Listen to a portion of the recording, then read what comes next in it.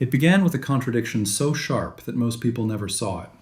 A family of merchants, operating far from the centers of European power, managed to influence the bloodstream of an empire. Short decisions, quiet agreements, long shadows.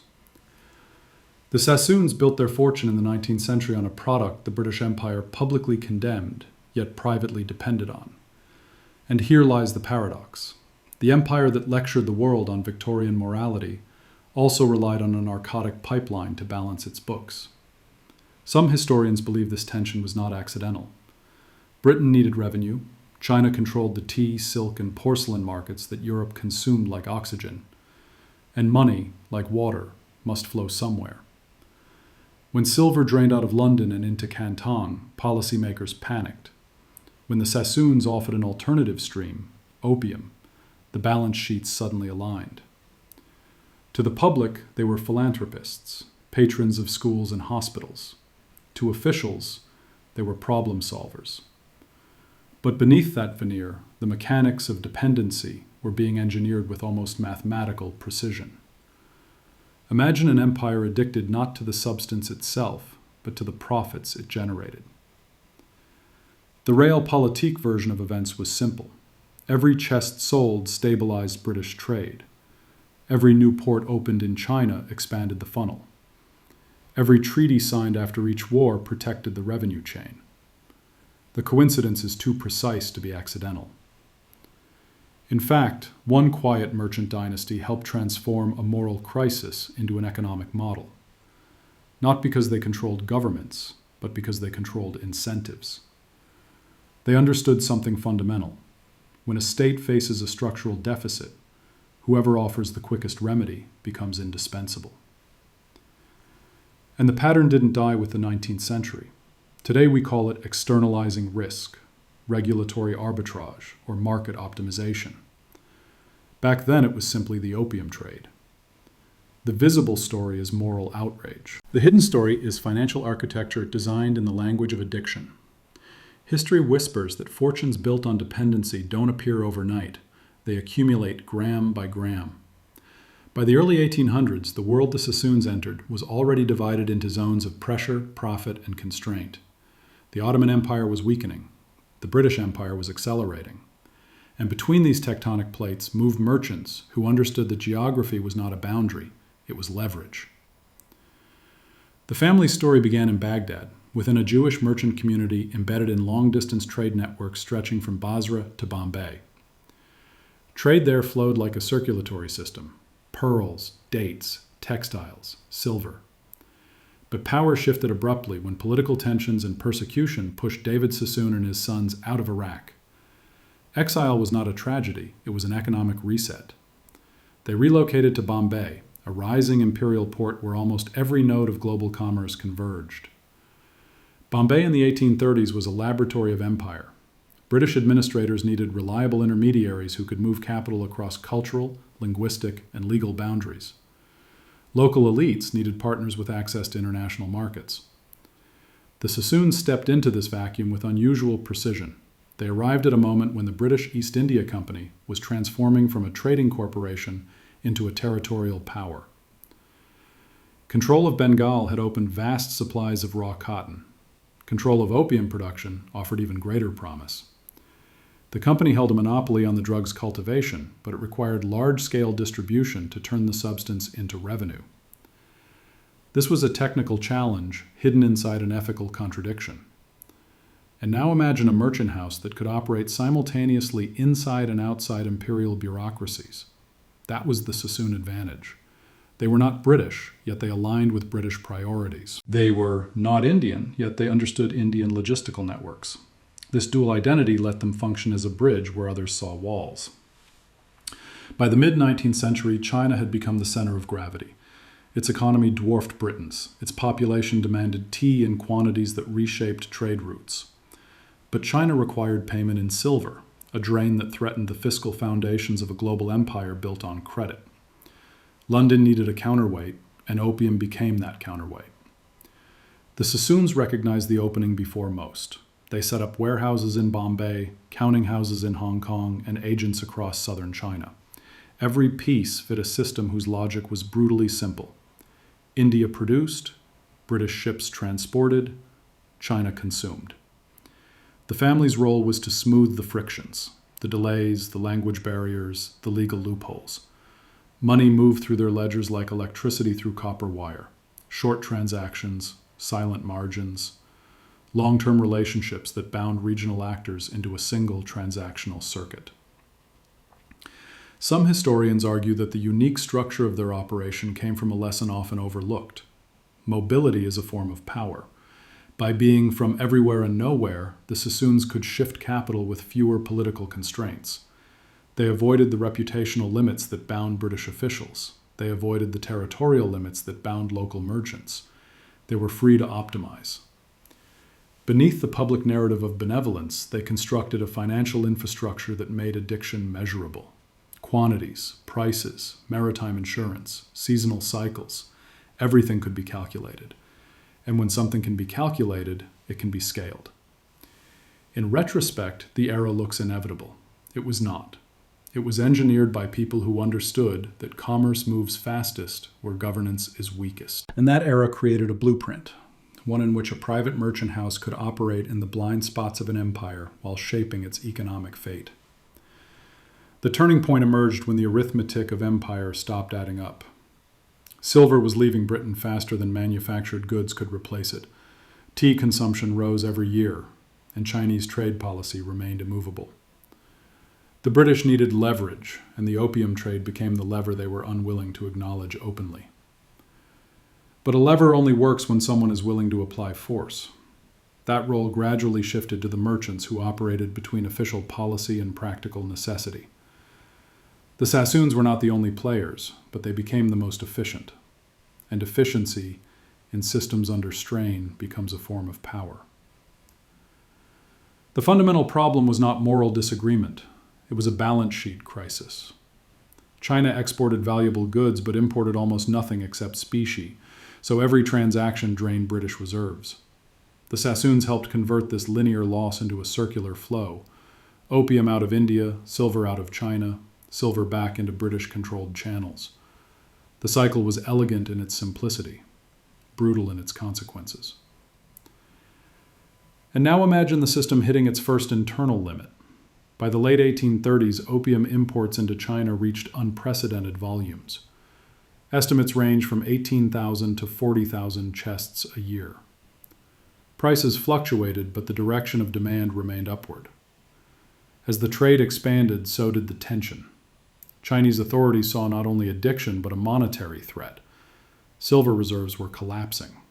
The very metal that stabilized imperial finances was flowing out at a speed no dynasty could ignore. Some historians believe that this financial hemorrhage, more than the moral panic, triggered the crackdown that followed. Lin Zexu's famous 1839 campaign to destroy opium stocks in Canton was not just symbolic. It was an attempt to halt a systemic collapse. The destruction of those chests represented a warning. The old equilibrium could not survive. For the Sassoons, this was the moment when the model they had helped build confronted its own contradiction. A trade that depended on semi-legality suddenly faced a direct state challenge. And when a system built on loopholes meets a government determined to close them, the entire structure is tested. Prices spiked, routes shifted, smuggling intensified, risk premiums rose across the network. But here lies the deeper paradox. The crackdown did not reduce the flow. It reconfigured the incentives. When enforcement increases, margins widen. When margins widen, the most organized players gain even more influence. The first Opium War, which erupted shortly after the crackdown, was not simply a conflict over contraband. It was a struggle over control of the trade's underlying financial logic. The British victories opened treaty ports and forced tariff reductions. This meant predictability, the one element every commercial empire requires. And predictability allowed the Sassoons to scale further. They built factories in Bombay, expanded credit lines, and moved deeper into the Chinese interior.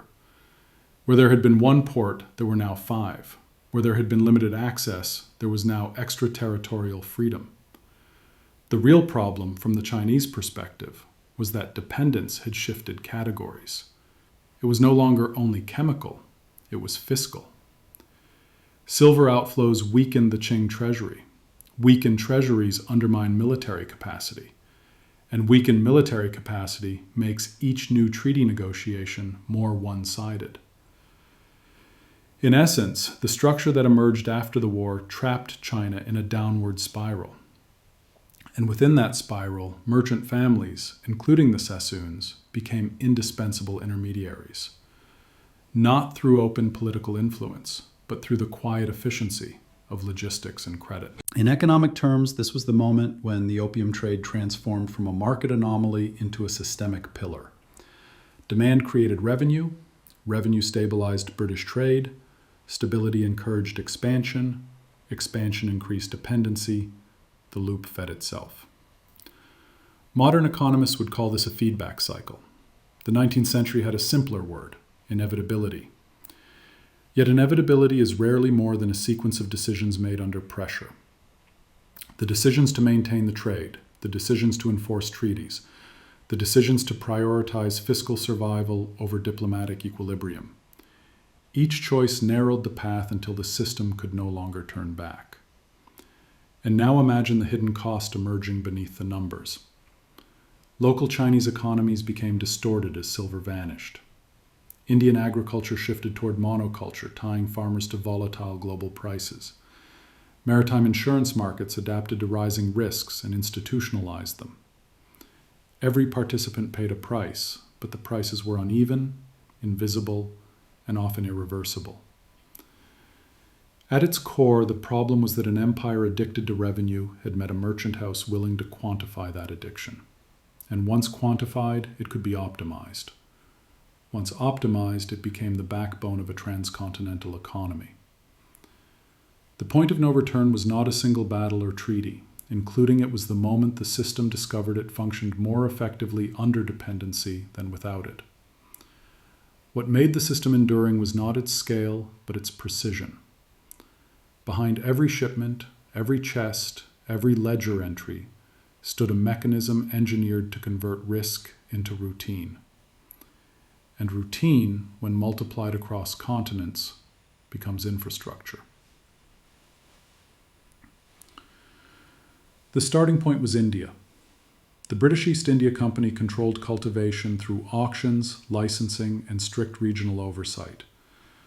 Poppy farmers in Bengal delivered raw opium to government factories, where it was processed into standardized chests. Each chest became a unit of currency, predictable in weight, potency, and price. Standardization turned a narcotic into an economic instrument. The Sassoons mastered this structure by embedding themselves at every step where friction occurred. At auctions, they bid aggressively, using deep credit reserves to secure bulk supply. In transit, they arranged shipping through a growing fleet of chartered vessels, minimizing delays that could collapse seasonal profits. In China, they positioned brokers in coastal enclaves who could adjust prices daily according to enforcement levels, weather conditions, and fluctuations in silver availability. And now imagine the system as a three-tier circuit: production, transport, liquidation. At each stage, money moved in opposite directions while value moved forward. This counterflow created stability. It also created dependency. Mechanically, the genius was in the timing. Opium left India just before monsoons, reached China as markets reopened, and exchanged hands when silver stocks peaked after local harvests. The Sassoons calibrated these cycles with meticulous bookkeeping. Where others saw trade, they saw synchrony. Their ledgers reveal a pattern modern economists would immediately recognize: hedging. They diversified across multiple ports to reduce exposure to regional crackdowns. They extended credit to select Chinese merchants, locking them into future transactions. They reinvested profits into cotton mills and real estate, using one industry's volatility to balance another's stability.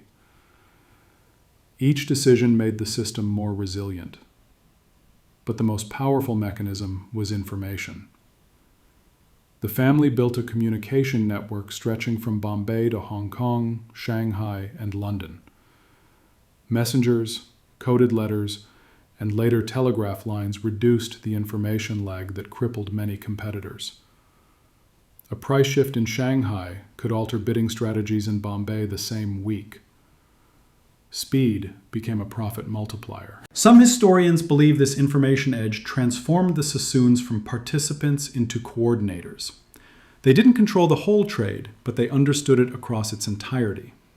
Understanding is a form of leverage. With it, they could anticipate tightening enforcement, redirect shipments, or buy up inventory when rivals panicked. Consider the maritime insurance market. Premiums rose sharply whenever Chinese officials announced new crackdowns. Most traders saw this as a cost. The Sassoons treated it as a signal. If premiums doubled, supply would shrink. If supply shrank, prices would rise. A well-timed purchase during a panic could translate into massive margins weeks later. They didn't fight volatility, they monetized it. And beneath these calculations operated a deeper principle: trust. In an environment where legal frameworks were inconsistent and diplomacy unpredictable, trust became currency. The Sassoons extended loans without collateral, paid ship captains promptly, and compensated partners when storms destroyed cargo. Reliability built loyalty. Loyalty built exclusivity. Exclusivity built dominance. This is where the mechanism becomes more than logistics. It becomes architecture. The family created a system in which every participant, farmer, broker, shipmaster, customs officer, had an incentive to keep the cycle running. When incentives align, even unstable systems behave predictably. And today's mirror is clear. The same structure appears in global commodity markets, in pharmaceutical distribution, in data brokerage. When risk is calculated, when flows are standardized, when timing is optimized, dependence becomes a business model, not a malfunction. The mechanism was not mystical. It was procedural, repeatable, and ruthlessly efficient. And once such a mechanism takes shape, it rarely disappears. It adapts. The consequences emerged quietly at first, almost as footnotes in official reports. But numbers don't stay silent for long. They accumulate, they expose. China's silver reserves, once among the most stable in the world, began collapsing in measurable waves. By the 1850s, the outflow was so severe that tax revenues lost real value. A treasury built on metallic certainty found itself hollowed out by a monetary vacuum. Silver had been the dynasty's invisible battery. Now it was draining faster than it could be replaced. The fiscal erosion weakened the Qing state from its foundations. With less silver, officials struggled to pay soldiers, fund river repairs, or respond to famines. A government without liquidity loses more than money. It loses coherence. This financial strain helped fuel a chain reaction across the empire. And now imagine millions of farmers suddenly paying the same tax amount but with more precious metal. Devaluation doesn't need inflation. It can happen when the money itself disappears. This pressure pushed rural communities toward debt, migration, and revolt. Some historians argue that the monetary disruption from the opium-silver cycle contributed indirectly to the conditions that later ignited internal uprisings, including the Taiping Rebellion. The trade did not merely create addicts, it created structural fragility. India, meanwhile, absorbed a different cost. Large tracts of agricultural land were diverted to poppy cultivation. Farmers became dependent on an artificially stable auction system tied to British administration. If yields dropped, incomes collapsed. If prices fell, debts grew. The shift toward monoculture made rural India more vulnerable to droughts, pests, and global market swings. This is the chronic side of empire, transformation disguised as opportunity. Each season, the cycle deepened. Poppy fields replaced food crops. Local economies narrowed. Risk became normalized. The maritime world changed too. Insurance markets recalibrated around opium routes. Premiums were embedded into shipping contracts as standard clauses. When a cost becomes standard, the system absorbs it. When the system absorbs it, the underlying risk becomes invisible. Invisible risks are the most expensive. Meanwhile, the Sassoons' position strengthened ironically because of the instability. Their diversification shielded them from regional shocks. Their capital reserves let them underprice competitors during downturns. Their reputation for reliability attracted partners seeking safety. They expanded into textiles, real estate, and banking, industries untouched by the moral debate, but fueled by the same capital. Consequence? Concentration. Not by force, but by resilience. Where rivals collapsed under pressure, the Sassoons scaled.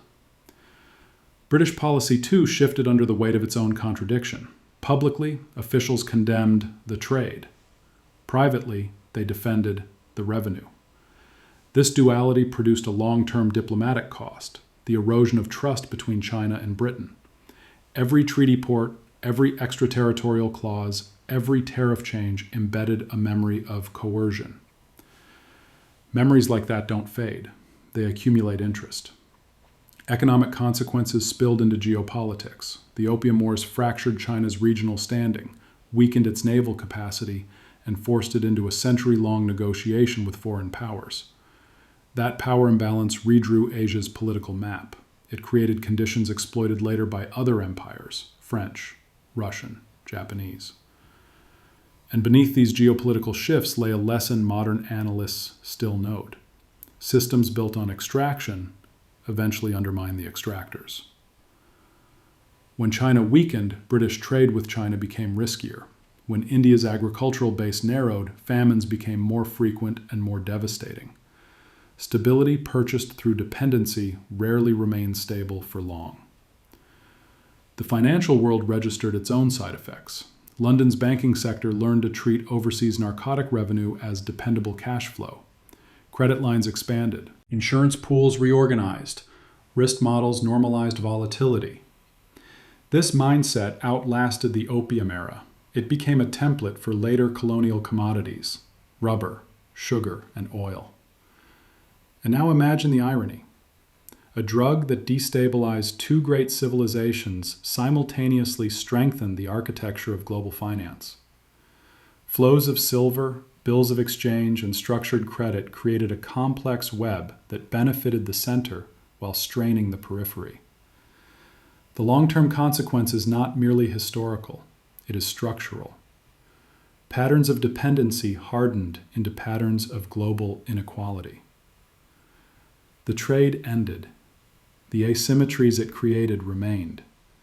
And at the center of this system stood merchants who understood, perhaps better than governments, how to turn uncertainty into durability. The consequences were not accidental. They were the predictable outcomes of a financial logic that rewarded extraction more reliably than equilibrium. In the end, the opium economy proved one thing clearly. A system can function perfectly while destroying its foundations inch by inch, as long as someone profits from the collapse. Look closely at the machinery of the 19th century opium economy, and a strange familiarity appears. The terminology has changed, the actors have changed, but the architecture, the incentives, the dependencies, the blind spots, looks almost identical. Then it was poppy resin moving along maritime routes. Today it's capital flows, data streams, and pharmaceutical supply chains. Different cargo, same logic. A product becomes essential not because it is necessary, but because the system is wired to depend on it. And now imagine the modern world through that same lens. Whoever controls the flow controls the equilibrium. Whoever guarantees predictability becomes indispensable. After the Sassoons, other industries learned the blueprint. Standardize the commodity, engineer the demand, build the distribution network, optimize the risk, institutionalize the revenue. Then scale. The most striking contemporary mirror sits in the pharmaceutical industry. Families and corporations discovered that pain could be quantified, monetized, and repeated. The substance changed, the mechanism didn't. Opioids in the late 20th century followed a pattern the Sassoons would have recognized instantly. Oversight gaps, medical intermediaries, engineered dependency, and a legal framework struggling to keep up with commercial innovation. But this parallel is not about morality. It's about systems. In both eras, dependency solved a structural problem. For the British Empire, opium stabilized trade deficits. For modern corporations, prescription opioids stabilized revenue expectations in a market with fierce competition and shrinking growth margins.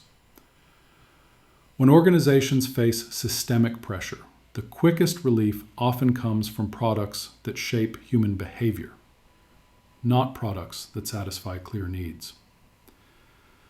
Some historians argue that addiction is not merely a chemical condition, it is an economic model. And once a model works, it migrates. Look at global finance.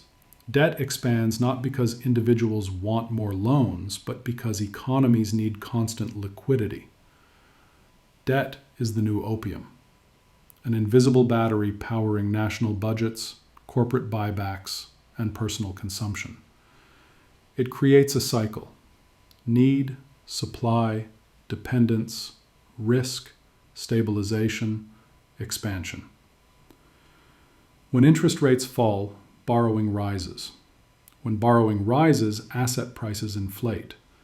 When asset prices inflate, consumption expands. The system becomes addicted to leverage, as predictably as China once became tied to imported opium. The language is different. Credit easing, stimulus, quantitative measures. But beneath these terms sits the same dynamic: stability bought at the cost of deeper dependence. Consider another parallel: information. In the 19th century, the Sassoons' advantage was early access to market intelligence. Today, data brokers operate on a similar principle. They gather granular behavioral patterns, package them, and sell predictability to advertisers, insurers, and political organizations. Information asymmetry becomes a revenue engine. Predictive analytics become the new version of a privileged trade route. And now imagine the consumer as the modern equivalent of the imperial subject, not conquered by armies, but captured by algorithms. Attention becomes the commodity. Platforms refine the product to increase retention. Retention becomes monetization. A loop forms. Some analysts view digital dependency as a soft form of 19th century extraction. The dynamic is the same. The center accumulates profits, the periphery absorbs the externalities. Addiction, polarization, data loss, reduced autonomy. Value is concentrated, costs are distributed. The Sassoons operated between states, exploiting gray zones where regulation lagged behind commerce. Today, multinational corporations do the same.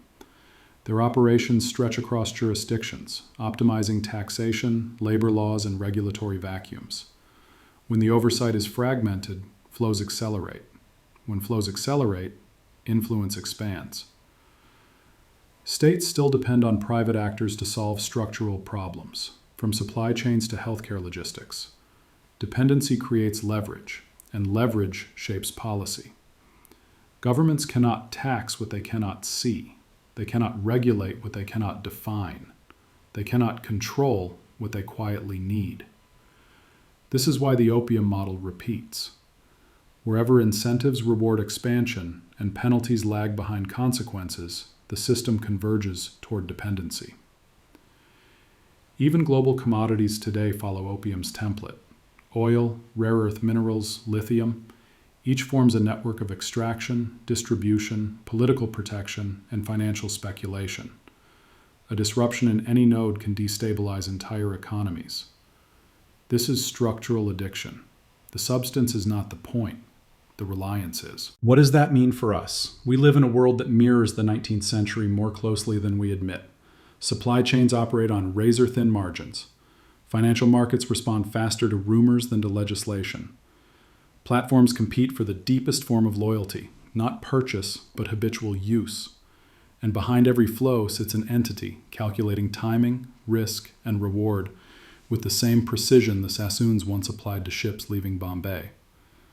History did not repeat. It updated its interface. The parallels are not metaphors. They are mechanisms. Dependency, once established, becomes a stabilizer. Stabilizers become necessities. Necessities become untouchable. And the lesson is deceptively simple. Systems built on dependence rarely collapse suddenly. They drift into crisis while insisting they are functioning exactly as designed. In the end, the story circles back to a single, uncomfortable insight. The most influential systems are the ones we barely notice. The Sassoons operated in plain sight, yet the architecture they helped shape blended into the background of empire. Trade continued, diplomacy shifted, lives changed, but the mechanism kept running, silent and efficient. And now, imagine stepping back from the historical detail for a moment. What remains is not a narrative about one family or one substance. It is a pattern, a repeating curve of pressure, opportunity, and dependence. When states reach for stability, they often grasp the nearest lever. When merchants see a lever, they learn to pull it. The opium economy did not end. It transformed into other systems, other commodities, other incentives. Dependencies that powered one century were replaced by dependencies that power the next.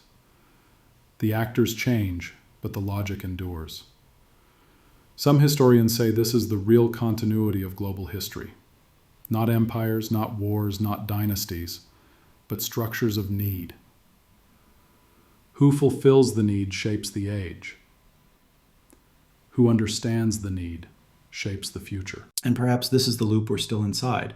We inherit systems built long before us, optimized by people we've never heard of, running on incentives we rarely question. The Sassoons were not the start of this pattern, nor its end. They were a reminder that influence often flows where accountability does not. History doesn't repeat. It waits for us to recognize its outline.